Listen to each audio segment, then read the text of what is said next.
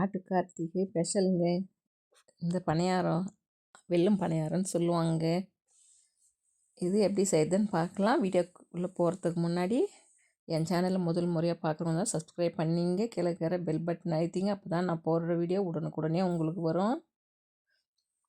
அரிசி ஒரு டம்ளரும் ஒரு கைப்பிடி அளவுக்கு உளுந்தும் ஊற வச்சுட்டு இருக்கிறேங்க. நல்லா கழுவி எடுத்துகிட்டு இருக்கிறேன். இதை நம்ம மிக்சியில் போட்டு கொஞ்சம் குறைன்னு ஆட்டினங்க. ரொம்ப நைஸாக ஆட்டினா நல்லா இருக்காதுங்க. இப்போ மிக்சி ஜார் எடுத்துக்கணும். அரிசி போட்டுக்கலாம். அதில் ஒரு 4 ஏலக்காய் எடுத்து போட்டுக்கலாங்க. உப்பு கொஞ்சம் போட்டுக்கலாம். அதை மூடி நம்ம அரைச்சின்னு வந்துடலாங்க. மிக்சியில் மாவு நல்லா குறைனுங்க நைஸாக அரைச்சிட்டு போகிறீங்க. இப்போ நம்ம வெள்ளை பாகு நம்ம காய்ச்சிக்கலாம். எதுக்கு காசுறேன்னா அப்படியே கூட கரைச்சி ஊற்றிடுவாங்க. மாவாட்டும் போது சில பேர் போட்டுக்குவாங்க. அதில் கல்லுங்கோ அது கருப்பு கருப்பாக இதுவெல்லாம் இருக்கும். அதனால் அதை காய்ச்சி நல்லா இப்படி வெடிகட்டிடுங்க. சுத்தமாக அதில் இருக்கிற அழுகுங்கள்லாம் நம்ம எடுத்துடலாம். இது போல் செய்யுங்க. பசங்களுக்கு கொடுத்தா சாப்பிடும்போது அந்த கல் கருப்பு ஓடு அதெல்லாம் பசங்க வாய் சாப்பிடும். இது போல் நல்லா வெடிகட்டி எடுத்துங்க. வெடிகட்டிட்டு நம்ம மாவு ஆட்டி வச்சுருக்குறோம்ல அதில் சேர்த்துக்கலாங்க. இப்போ நம்ம அதில் ஊற்றிக்கலாம்.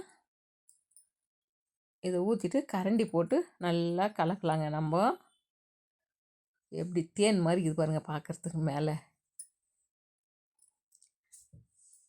கரண்டி போட்டு நல்லா கெட்டியாக இருக்கக்கூடாது. தண்ணி பதத்தில் இவ்வளோ தண்ணி அட்ட இருந்தால் போதுங்க. மாவு ரொம்ப கெட்டியாக ஊற்றாதுங்க. எண்ணெய் காஞ்சிடுச்சுங்க. நம்ம அள்ளி ஊற்றலாம். இது பசங்க நல்லா சாப்பிடுவாங்க. மறுநாள் வச்சு சாப்பிட்டோம்னா அவ்வளோ நல்லாயிருக்கும். பாருங்கள் எப்படி வந்துக்குது. நம்ம ஒரு இதுக்கு மாற்றிக்கலாம். நீங்களும் இது போல் ட்ரை பண்ணுங்கள். இந்த வீடியோவை உங்கள் ஃப்ரெண்ட்ஸுங்களுக்கு ஷேர் பண்ணுங்கள். எவ்வளோ மெதுவாக இருக்குது பாருங்கள். நல்லா மென்று சாப்பிட்றதுக்கு அவ்வளோ நல்லா இருக்குங்க. இது நம்ம அடுத்த வீடியோவில் சந்திக்கலாங்க.